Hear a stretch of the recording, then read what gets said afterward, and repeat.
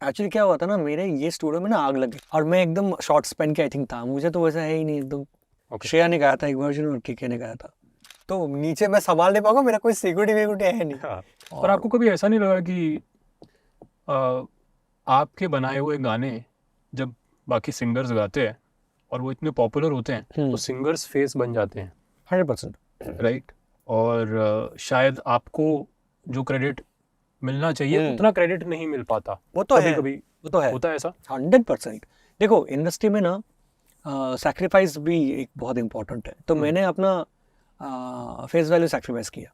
Honestly speaking, मैं अभी भी गाना जब करता हूँ, चाहे स्काई फोर्स हो चाहे कहीं भी हो, आप मुझे कहीं पाओगे नहीं, ना कोई मीटिंग में पाओगे ना कोई प्रेस में पाओगे, क्योंकि चीज़ें क्या है कि it's very actor driven industry, if you understand. जिसका फेस रहेगा वही बिकेगा जी उसका वैल्यूएशन होगा, यू गेटिंग इट। जी। मैं गाना बनाऊंगा, अगर उसमें सिंगर हिट हो जाता है तो सिंगर 10 गुना ज़्यादा पैसा चार्ज करेगा और आर्टिस्ट उधर ही रह जाता है। ये इंडस्ट्री का एक रूल है जो साउथ में नहीं है। साउथ में अनिरुद्ध अगर एक गाना पिक्चर करेगा तो 2 करोड़ रुपए लेगा या वॉट एवर। अभी आया था, मैंने देखा 10 करोड़ रुपए एक पिक्चर का चार्ज किया। जो एक्टर चार्ज है वो एक म्यूजिक डायरेक्टर चार्ज कर रहा है। बॉलीवुड में वो तो है ही नहीं, ना ही होने वाला है, क्योंकि फैक्ट है वो नहीं हो। तो मैंने वो सैक्रिफाइस किया है क्योंकि मुझे काम करना है और मैं इतना पैसा लेके जाऊंगा भी क्या, मुझे काम ज़्यादा करना है, यू गेटिंग इट। तो वो मेरा नेचर है नहीं।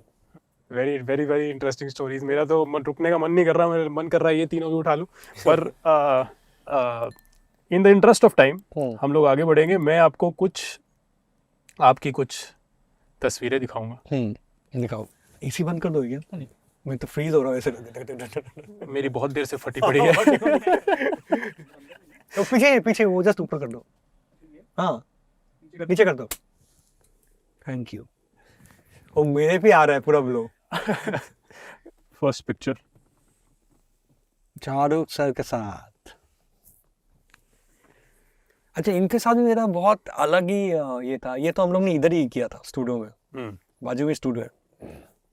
इनके साथ अलग ही शाहरुख सर यहीं आए थे। हाँ, मैं बताता हूँ। तो मैं एक्चुअली उनके पास गया था। एक्चुअली क्या हुआ था ना, मेरे ये स्टूडियो में ना आग लग गई थी। व्हाट? फायर लग गई थी। कब की बात है ये मुझे जब ये टाइम ही था, मुझे याद नहीं है कौन सा ईयर था, 17 या 16 या 18 19 ऐसे ही होगा। आग लगी थी एंड उसका तो अलग ही चैप्टर था। तो मैंने सब सेटअप ये स्टूडियो में शिफ्ट कर दिया था, दूसरा जगह पे, दोस्त का स्टूडियो था। ओके। तो उस दौरान ना थोड़ा उदास था मैं, एंड मेरे दिमाग में ना कभी आ रहा था मुझे ना शाहरुख सर के साथ काम करना है, काम करना है, ऐसे तब मैं बोलता रहता। तो मेरे दोस्त था यश, बोला हो जाएगा ब्रो, हो जाएगा। तो मैंने ना ऐसे ही सर को ना, सर के पास एक्चुअली मेरे पास उनका ना ईमेल आईडी था, ठीक है ना। ओके। तो मैंने वो ईमेल पे सर को एक लेटर भेजा था, मुझे याद नहीं क्या था एग्जैक्टली, और शायद एक गाना भेजा था कि शायद सुन लेंगे। अच्छा, ईमेल पे गाना भेज दिया? हाँ, एक गाना भेजा था एंड उसका रिप्लाई आ गया था एक स्माइली से, मुझे याद है। एंड मैंने नंबर भी दे दिया था उधर। तो क्या हुआ था, उनका कॉल आ गया मुझे। वाओ। ठीक है, उनका कॉल आ गया था एंड मुझे बुलाया मन्नत में। ठीक है, तो मैं मन्नत गया उनके पास जाके। मुझे याद है कि वो बैठे थे पीछे, जो उनका रूम है ना, और उसके पीछे सनरेज होता है। सनरेज मतलब ऐसा सन घुस रहा है ऐसे, और काला ऐसा लग रहा है कोई बैठा हुआ है, दिखाई नहीं दे रहा है मुझे।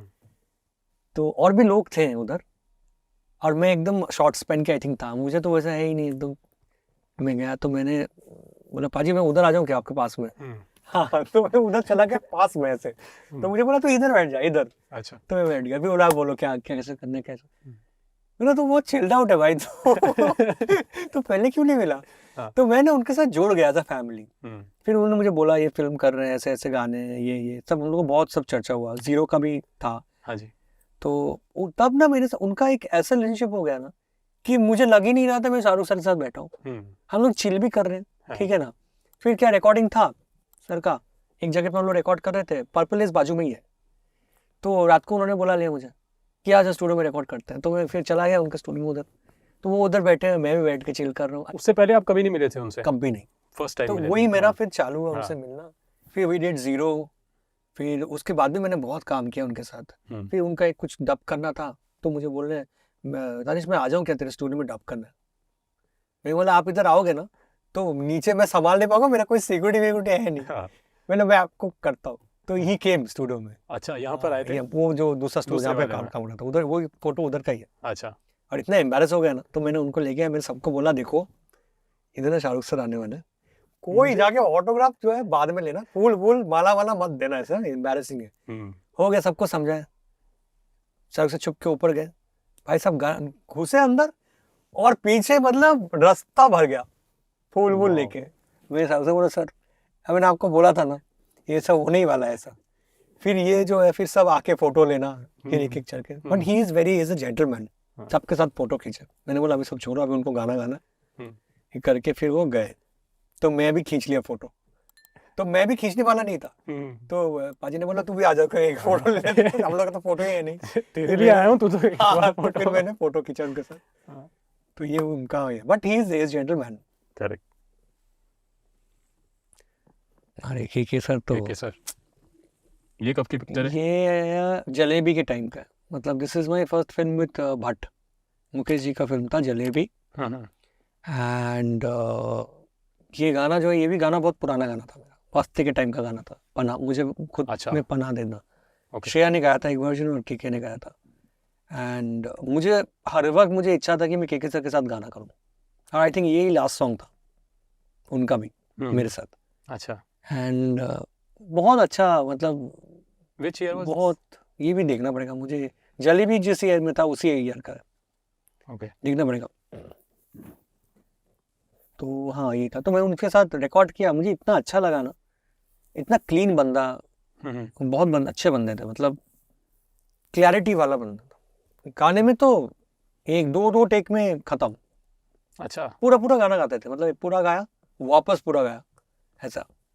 एंड एक ही फ्लो में वो फ्लो तोड़ते ही नहीं थे, मतलब टुकड़े वाला सिंगर नहीं है, फ्लो में गाएंगे पूरा, फ्लो।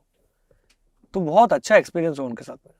Very interesting. मुझे तो मन कर रहा है बहुत सारी और इंटरेस्टिंग ऐसी किस्से बातें करता रहूं आपके साथ, but we would wrap this, ठीक है? और बस जाते जाते एक इंटरेस्टिंग क्वेश्चन जो मेरे दिमाग में है कि जब आप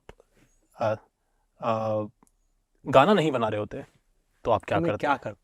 देखो, मैं जब गाना नहीं बना रहा होता ना, तो मैं ना बहुत थिंकर बहुत हूँ। अच्छा। ठीक है। And I have a very occult जो है, जिसमें मैं बहुत बिलीव करता हूँ चीज़ों में, मतलब हो गया एस्ट्रोनॉमी, एस्ट्रोलॉजी, स्पिरिचुअल, सोल। मैं देख रहा हूँ इधर काफी रिलीजियस भी हो और मैं स्पिरिचुअल भी हो। अभी स्पिरिचुअल ऐसा नहीं कि मैं बैठ के ध्यान करूँ, मेडिटेशन करूँ जी। मुझे ना ये सब चीज़ें बहुत इंटरेस्टिंग करती है कि सोल क्या होता है, रिवर्ट क्यों होता है। जैसे मैं भी अगर बोलो ना, मैं भी रीइंकार्नेटेड, मेरा भी पास्ट लाइफ है, ठीक है, जो मुझे पता है। तो पास्ट लाइफ में क्या था वो भी मुझे पता है। अच्छा, ये कैसे पता लगता है? मैं बताता हूँ। तो वो पास्ट लाइफ से मैं ये लाइफ में क्यों आया हूँ, तो मैंने वो ना जर्नी किया हुआ है। ओके। अभी आपको बोलूंगा ये कैसे जर्नी है, कैसे है, कोई साइंटिफिक रीजन तो है नहीं। तो मैं बताता हूँ कि मेरे फैमिली में ना मॉम के 4 भाई थे। चारों भाई में 2 भाई का डेथ हो गया था बहुत यंग, जब बच्चे थे, और 2 भाई थे। जो पहला भाई था, तो पहले भाई जो था वो बहुत अच्छा गिटारिस्ट थे, मतलब गिटार मतलब फाड़ के बजाते थे। okay. और पापा के स्टूडेंट थे। एंड रिदम में सब में, मतलब इतना हार्डवर्क कोई नहीं कर सकता जितना मम्मी से सुना हुआ है। तो उनका सडनली डेथ हो जाता है, ठीक है, बहुत यंग एज में डेथ हो जाता है, बस से गिर के, राखी के दिन में डेथ हो जाता है। एंड वो अंकल क्या करते हैं ना, बुक में ना लिखते थे, थिंक करते वो लिखते थे। तो सब में लिखा रहता था कि नेक्स्ट लाइफ में ना मैं आपका बेटा बन के जन्म लेना चाहता हूँ, ठीक है, अगर मेरा ऐसा हो गया, ऐसा लिखते थे। एंड बोलते थे मेरे लिए मेरा भगवान जो है ना, वो मतलब मम्मी मेरे पापा जो है वो मेरे भगवान है, मैं उनका ऐसा। तो वो इनकम्प्लीट हो गया, ठीक है ना। एंड एग्जैक्टली उसके 1 साल बाद मैं पैदा हुआ, ठीक है ना, सेम फैमिली में।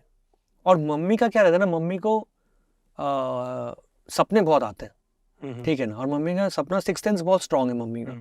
तो मम्मी को सपने में ये आया कि जो मेरे मामा है ना, वो मेरी मम्मी को बोल रहे हैं कि ये जन्म में मैं तो कर नहीं पाया हूँ, बट नेक्स्ट जन्म में मैं आके ना मैं करना चाहता हूँ जो इस जन्म में नहीं हुआ, ठीक है ना, जो मैंने ये जन्म में सीखा है। तो फिर मम्मी बोला देखो मैं आई डोंट बिलीव इन ये सब, मैं बिलीव नहीं करती हूँ, बट मुझे साइन क्या होगा, मैं लोगों को कैसे बोलूंगी कि यू कम बैक। तो बोला कि तुम्हारा कान में ना छेद रहेगा ऊपर, ठीक है, कान में ऊपर छेद रहेगा लेफ्ट ईयर में, और आंख में तिल रहेगा अंदर जो किसी को दिखाई नहीं देता है, बट आप साइड करोगे तो आपको दिखेगा।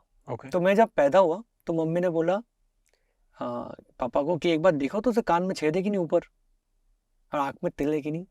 तो जहां जहां बोला था उधर ही चीज है। मेरे आंख में भी तिल है, मेरे कान में भी बचपन से छेद है।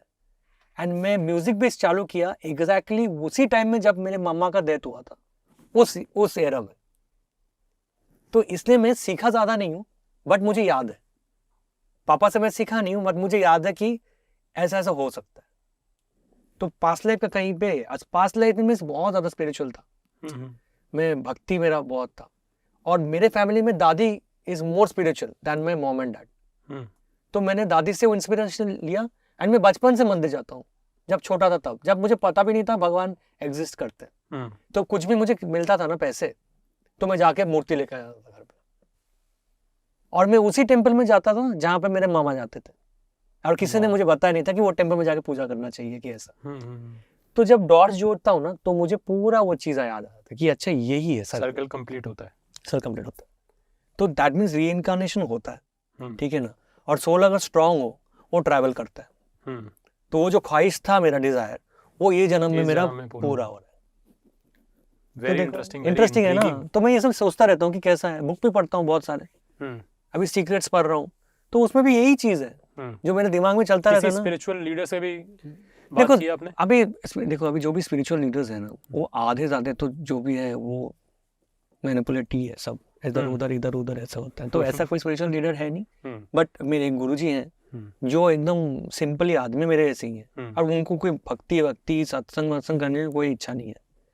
ज्ञान देते हैं, बोलते हैं कि बेटा ये चीज़ है जो ऐसे होते हैं लाइफ में, कैसे और आपको सेटल होना है, लोगों को हेल्प करना है, समझ में आ रहा है, NGOs बनाने हैं, दान ये सब करना है, जो भी पैसे आ रहे हैं उसमें से कुछ ऐसे करना है, फैमिली को संभालना है, ये सब चीज़ें देते हैं। तो जो अच्छी बात है भाई। लास्ट तक रुके हो, मतलब क्लिप आपको इंटरेस्टिंग लगी, तो subscribe to digital commentary clips, और फुल पॉडकास्ट तो इससे भी ज़्यादा इंटरेस्टिंग है, जिसका लिंक आपको डिस्क्रिप्शन बॉक्स में मिल जाएगा।